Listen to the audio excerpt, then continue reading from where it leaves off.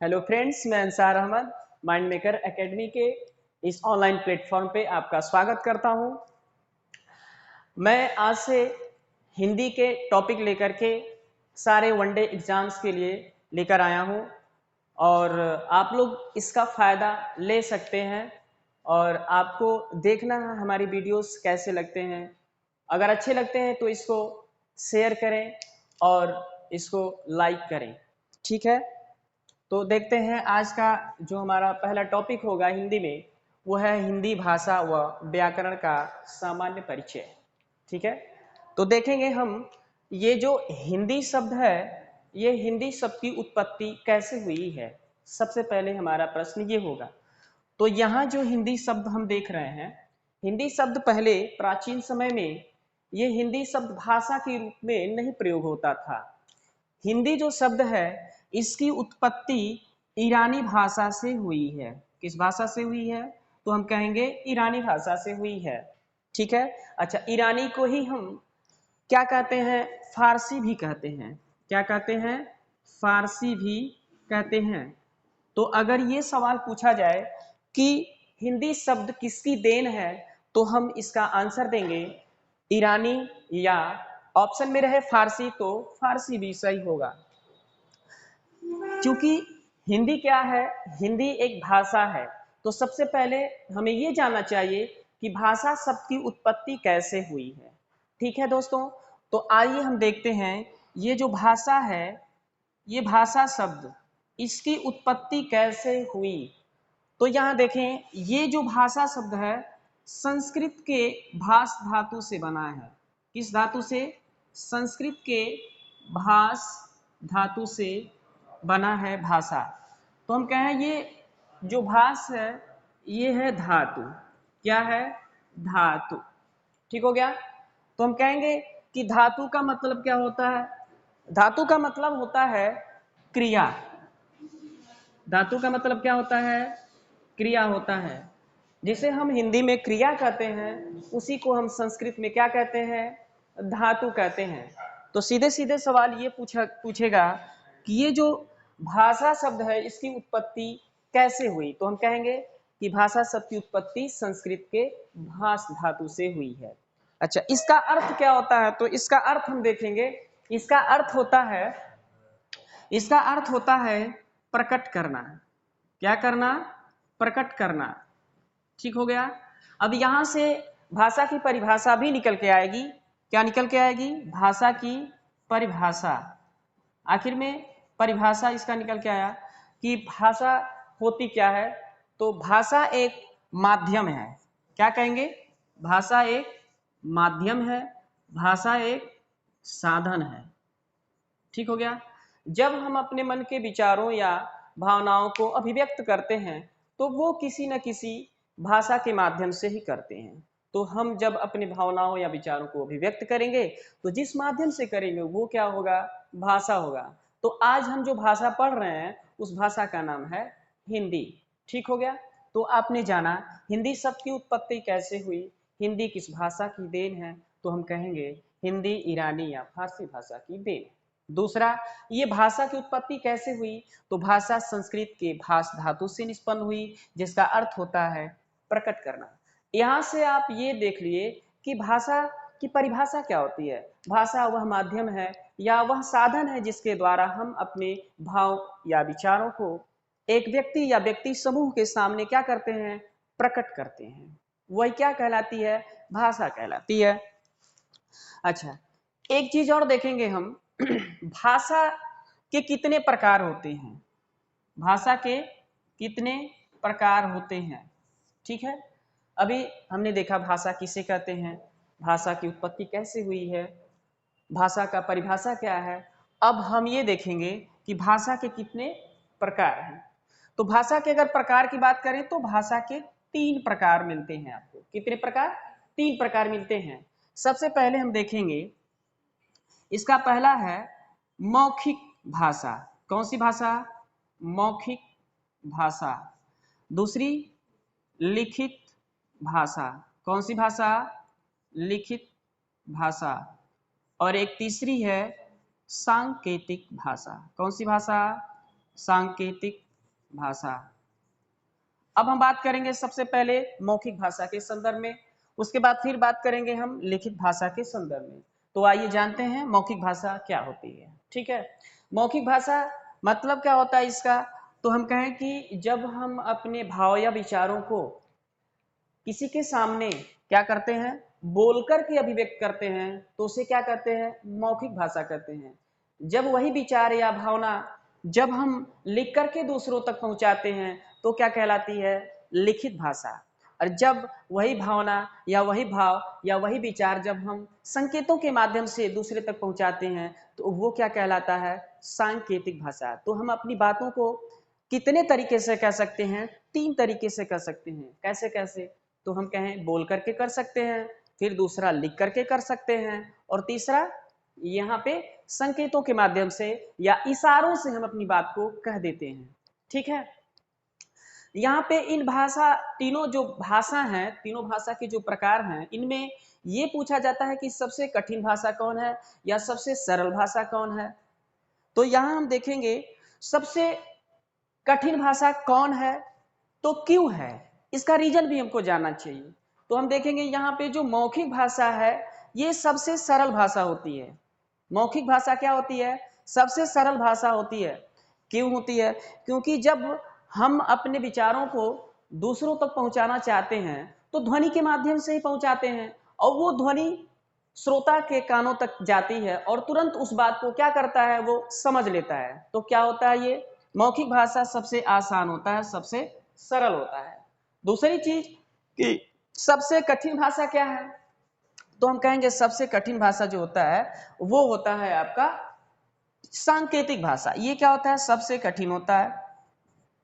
क्या होता है, सबसे कठिन भाषा कौन सा, सांकेतिक भाषा। और सबसे सरल भाषा कौन है, मौखिक भाषा। ये सांकेतिक भाषा कैसे कठिन हो गया, क्या है कि जो भी संकेत होते हैं, संकेत निश्चित नहीं होते हैं। संकेत क्या होते हैं, निश्चित नहीं होते हैं, अनिश्चित होते हैं, इसलिए ये क्या होता है, कठिन होता है। दूसरी चीज, ये जो लिखित भाषा है ये कहें ये कैसा है, सरल है या कठिन है, तो हम कहेंगे ये सरल भी है और ये कठिन भी है, तो ये दोनों है। लिखित भाषा कैसी है, तो लिखित भाषा को हम कह सकते हैं ये भाषा जो है ये सरल भी है और कठिन भी है। अच्छा, देखते हैं कि ये सरल है तो क्यों है, कठिन है तो क्यों है। अच्छा, सरल भाषा इसलिए हो गई कि अगर ये पढ़े लिखे लोग हैं, साक्षर व्यक्ति है, अगर उसको कुछ बताना हो, अगर लिख करके बताएं तो वो तो जान जाएगा। लेकिन अगर वही पढ़ा लिखा नहीं है, कुछ जानता ही नहीं है, अगर उसको अगर कोई बात हमको पहुंचानी हो तो लिख करके पहुंचा तो देंगे, लेकिन उस बात को वो समझ नहीं पाएगा, तो होगा नहीं, ये सही नहीं होगा, तो उसके लिए वो क्या होगा, वो कठिन हो गया। तो पढ़े लिखे लोगों के लिए क्या हो गया, सरल हो गया, और नहीं पढ़े लिखे लोगों के लिए क्या हो गया, कठिन हो गया। तो कह सकते हैं लिखित भाषा सरल भी है और कठिन भी है, और मौखिक भाषा सरल है और ये सांकेतिक भाषा कठिन है। अब यहां हम देखेंगे, अब जो हिंदी भाषा है, इस हिंदी भाषा का विकास कैसे हुआ, इसका विकास क्रम पूछा जाता है कि इसका विकास कैसे हुआ हिंदी भाषा का। तो सबसे आप जानते हैं कि सबसे जो प्राचीन भाषा है वो संस्कृत भाषा मानी जाती है। तो यहां हम देखेंगे सबसे प्राचीन भाषा संस्कृत है। कौन सी भाषा है, संस्कृत, संस्कृत भाषा है। संस्कृत भाषा के 2 रूप हैं। कितने रूप हैं, 2 रूप। तो जो सबसे पहला इसका हम लेंगे, इसका रूप वो है वैदिक भाषा, या कहेंगे वैदिक संस्कृत। कौन सा संस्कृत, वैदिक संस्कृत। इसका जो पहला वाला रूप है वो है वैदिक संस्कृत, और दूसरा है लौकिक संस्कृत। कौन सा संस्कृत, लौकिक संस्कृत। ये जो वैदिक संस्कृत है, वैदिक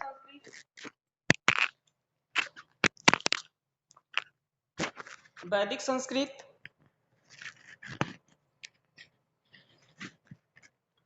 वैदिक संस्कृत में जिसमें वेदों की रचना हुई, किसकी रचना हुई, जिसमें वेदों की रचना हुई, उसे क्या कहते हैं, वैदिक संस्कृत ठीक हो गया।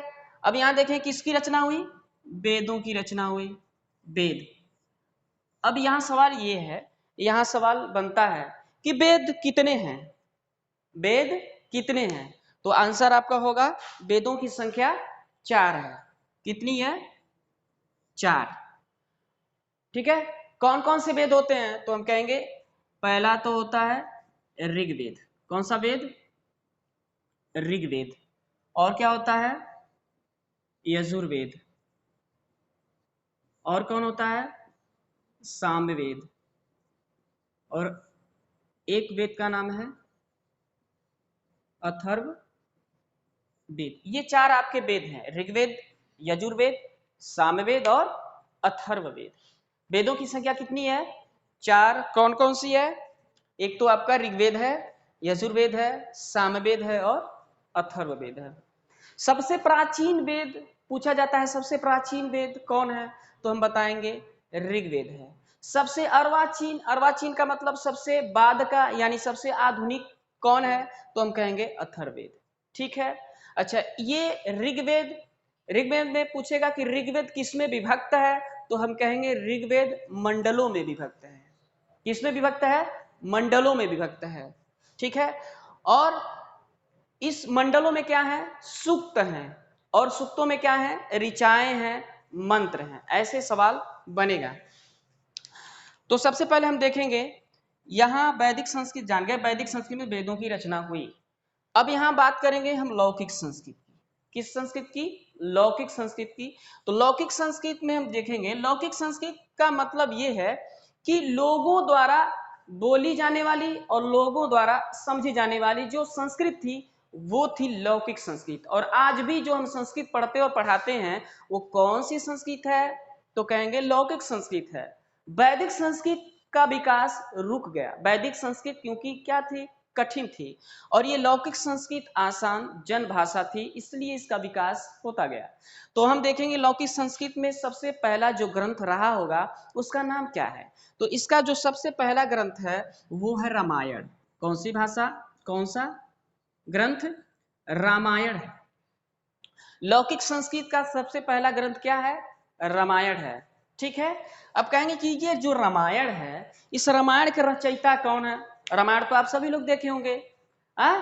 तो रामायण के रचयिता कौन है? रामायण के रचयिता महर्षि वाल्मीकि है। कौन है? महर्षि वाल्मीकि। तो वाल्मीकि का ये वर्तनी भी पूछा जाता है कि वाल्मीकि को कैसे लिखते हैं। तो वाल्मीकि देखिए, ये जो रामायण है, इस रामायण के जो रचयिता हैं कौन है? वाल्मीकि हैं। कौन है? वाल्मीकि। देखिए वाल्मीकि कैसे लिखा जाएगा, इसकी वर्तनी ऐसे होगी वाल्मीकि। वाल्मीकि को क्या कहा जाता है? आदि कवि कहा जाता है। क्या कहा जाता है? आदि कवि। कौन सा कवि कहा जाता है? आदि कवि कहा जाता है, क्योंकि ये जो रामायण है लौकिक संस्कृत का सर्वप्रथम ग्रंथ है, सबसे पहला ग्रंथ है, आदि ग्रंथ है, आदि काव्य है। इसीलिए जो आदि काव्य लिखेगा उसे क्या कहेंगे? आदि कवि ही तो कहेंगे। ये आदि कवि हैं। अच्छा, इनको आर्ष कवि भी कहा जाता है। क्या कहा जाता है? आर्ष कवि। कौन सा कवि? आर्ष कवि। रामायण को क्या कहा जाता है? आर्ष काव्य। क्या कहा जाता है? आर्ष काव्य। क्योंकि ये ऋषि के द्वारा लिखा गया है। किसके द्वारा? ऋषि के द्वारा लिखा गया है। ऋषि कौन थे? ऋषि वाल्मीकि थे। और वाल्मीकि ने क्या लिखा? रामायण लिखा। तो रामायण को हम कह सकते हैं आर्ष काव्य। यहां से सवाल बनता है आर्ष काव्य किसे कहते हैं? तो रामायण को ही हम आर्ष काव्य भी कहते हैं। अब एक चीज और, ये जो रामायण है, अब आपको हम रामायण पढ़ा रहे हैं, ये जो रामायण है, रामायण किसमें विभक्त है? ये सवाल पूछा जाता है। तो रामायण को हम बताएंगे जो रामायण है ये कांडों में विभक्त है। किसमें विभक्त है? कांडों में। ये जो रामायण है, रामायण में क्या है? कांड। कांड। कितने कांड हैं? तो हम कहेंगे 7 कांड हैं। रामायण में कितने कांड हैं? 7 कांड हैं। अब इन कांडों का जो क्रम है वो भी हमें याद करना चाहिए, क्योंकि यहां से भी सवाल बनता है। तो हम कहेंगे भाई कांड देखते हैं। तो रामायण के जो कांड हैं वो 7 कांड हैं। इन 7 कांडों के नाम हमको जानना चाहिए और लिखना चाहिए। ठीक है, तो आपको मैं बता दूं यहाँ पे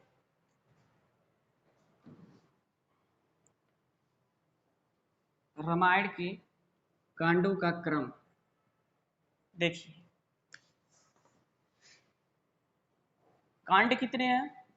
7। ठीक हो गया। पहला कौन है? पहला देखेंगे बालकांड। कौन सा कांड? बालकांड। दूसरा क्या है? अयोध्या कांड। दूसरा कौन सा कांड है? अयोध्या कांड। तीसरा क्या है? अरण्य कांड। तीसरा क्या है? अरण्य कांड।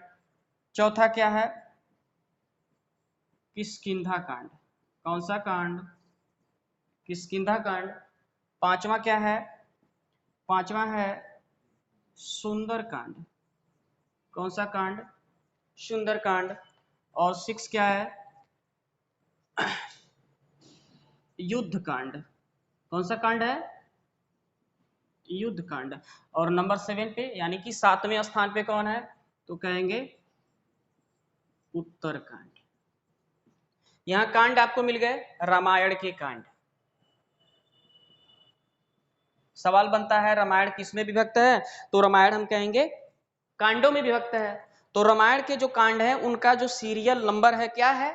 तो सबसे पहले आपका बाल कांड है, दूसरे पे है आपका अयोध्या कांड, तीसरे पे है अरण्यक कांड, चौथे पे है किष्किंधा कांड, और फिर 5वां 6वां 7वां सुंदर कांड, युद्ध कांड और उत्तर कांड। ठीक हो गया। चलिए, ये तो हो गया इसके कांड।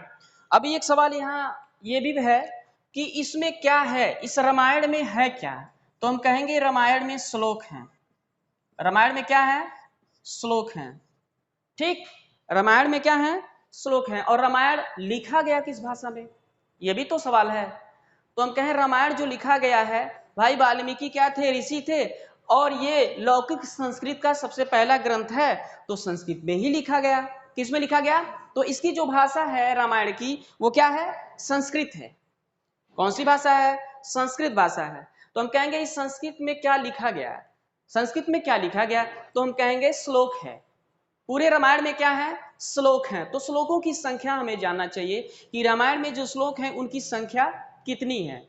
तो यहां हम देखें रामायण में जो श्लोकों की संख्या है वो 24,000 है। कितनी संख्या है? 24,000। तो 24,000 हम लिखते हैं। कितना है? 24,000। 24,000। इस 24,000 को हम संस्कृत में लिखें तो कैसे लिखेंगे? देखिए कैसे लिखें। चतुर्विंशति। चतुर्विंशति। चतुर्विंशति साहस्री। चतुर्विंशति साहस्री संहिता। क्या है? चतुर्विंशति साहस्री संहिता। अब यहां देखिए चतुर्विंशति का मतलब होता है 24। चतुर्विंशति का मतलब 24 और सहस्री का मतलब होता है 1000 और संहिता का मतलब होता है कलेक्शन यानी कि संकलन। तो हम कह सकते हैं 24,000 श्लोकों का जो संकलन है वो कौन सा ग्रंथ है? तो हम कहेंगे ये रामायण है। कौन सा ग्रंथ है? रामायण है। तो रामायण में कितने श्लोक हैं? तो 24,000 श्लोक हैं। इसका एक अपर नाम रामायण का यह है कि चतुर्विंशति सहस्री संहिता किसे कहते हैं? तो आपको क्या समझना चाहिए? रामायण समझना चाहिए। रामायण को ही चतुर्विंशति सहस्री संहिता भी कहते हैं क्योंकि इसमें 24,000 श्लोकों की संख्या है। चलिए अब आगे बढ़े हम।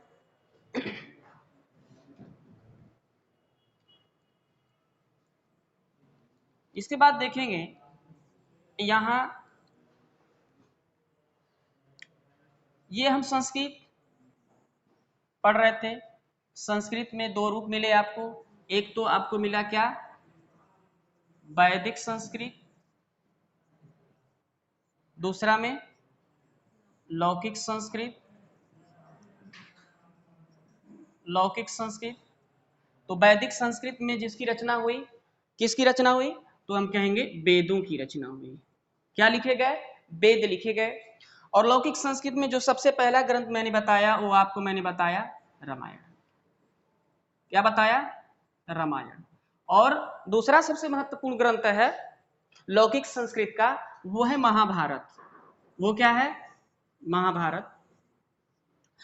हम अभी इसका विकास क्रम देख रहे हैं। किसका? हिंदी का।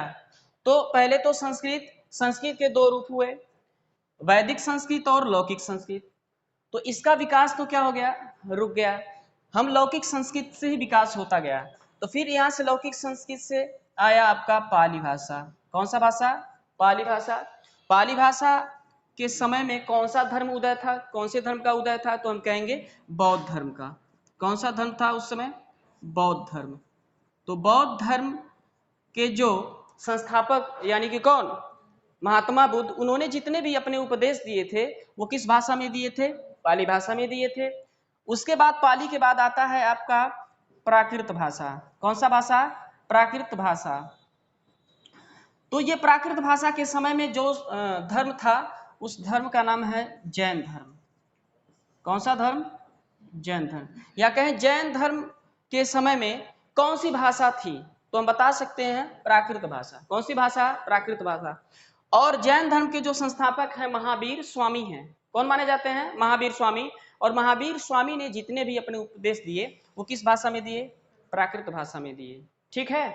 उसके बाद प्राकृत के बाद आपका नंबर आता है अपभ्रंश का। क्या आता है? अपभ्रंश।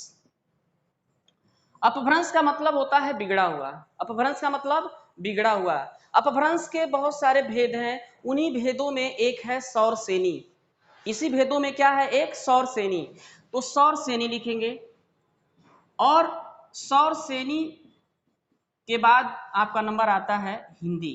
क्या आता है? हिंदी की। ठीक है। तो यहाँ हम सवाल पूछेगा कि हिंदी जो शब्द है इसका विकास कैसे है? तो विकास उसका कैसे हुआ? पहले संस्कृत, फिर पाली, फिर प्राकृत, अपभ्रंश, फिर सौर सेनी। सौर सेनी से निकली हुई हमारी हिंदी है। किससे निकली हुई है? सौर सेनी से निकली हुई हिंदी है। ठीक है। इसको मिटाते हैं और समझिए। भाषा पे ये भी चर्चा हो रहा था मेरा। अब भाषा के देखेंगे, भाषा के कौशल। भाषा के कौशल। यहाँ कौशल का मतलब क्या है? योग्यता। कौशल का मतलब क्या होता है? योग्यता। यानी किसी भी व्यक्ति में जो भाषा या भाषा का जो योग्यता होता है उसका विकास कैसे होता है? किसी भी व्यक्ति में भाषा के कौन सा योग्यता का विकास सबसे पहले होता है? तो इसका एक क्रम निश्चित किया गया है। सबसे पहले हम देखेंगे किसी भी व्यक्ति के अंदर उसके किस योग्यता का विकास होता है। तो उसमें सबसे पहले सुनने के योग्यता का विकास होता है। सुनना। दूसरे नंबर पर क्या है? बोलना। फिर क्या है? पढ़ना। और उसके बाद क्या है? लिखना। तो यहां से भी ये सवाल पूछा जाता है कि भाषा के कौशल कितने हैं? तो भाषा के कौशल हैं क्या? 4। इनकी संख्या कितनी बताएंगे? 4 बताएंगे। कौन कौन? तो हम कहेंगे नंबर 1 है सुनना, फिर है बोलना, फिर है पढ़ना, उसके बाद है लिखना। ठीक हो गया? कितने हैं? 4 हैं। ये 4 हैं। भाषा के कौशल कितने हैं? 4 हैं। अब भाषा के कौशल के बाद हम देखेंगे भाषा के अंग। क्या देखेंगे? भाषा के अंग। देखिए ये है भाषा के अंग। किसके अंग? भाषा के अंग। अगर भाषा के अंग की बात करें तो भाषा के 3 अंग हैं। कितने अंग हैं? 3 अंग हैं। कौन कौन से? तो हम देखेंगे इसके पहला अंग है इसका वर्ण, दूसरा है शब्द और तीसरा है वाक्य। क्या है? वाक्य। ठीक है। तो भाषा के 3 अंग आपको दिखाई दे रहे हैं। वर्ण है, शब्द है और वाक्य है। वर्ण, शब्द और वाक्य। तो सबसे पहले हम बात करेंगे वर्ण पे। ठीक है। सबसे पहले हम बात करेंगे वर्ण पे और वर्ण पे हम बात करेंगे अगले वीडियो में। ठीक है। Okay, thank you.